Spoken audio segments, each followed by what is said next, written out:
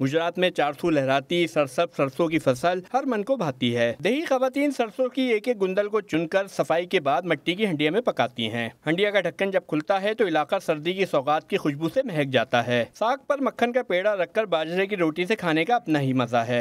ਅਸੀਂ ਲੋਕ ਇਹਨੂੰ ਬੜਾ ਪਸੰਦ ਕਰਨੇ ਆ ਤੇ ਬੜਾ ਇੰਜੋਏ ਕਰਕੇ ਇਹਨੂੰ ਖਾਂਦੇ ਆ।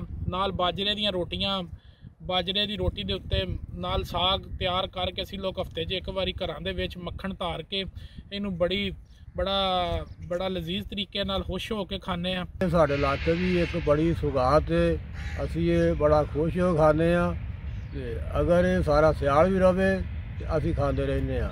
ਹਫਤੇ ਦੇ ਵਿੱਚ ਜ਼ਰੂਰ ਸਾਡੇ ਘਰ ਇੱਕ ਦਫਾ ਪੱਕਦਾ है। खेतों से सरसों के इंतखाब से शुरू होने वाला सिलसिला सर्दी से महफूज घरों के चार दीवारी के अंदर साग के पुरलुफ्त जायके पर होता है। हर इलाके में साग बनाने की अपनी अपनी तरकीब है, लेकिन सर्दी की सौगात को हर जगह यकसा तौर पर पसंद किया जाता है।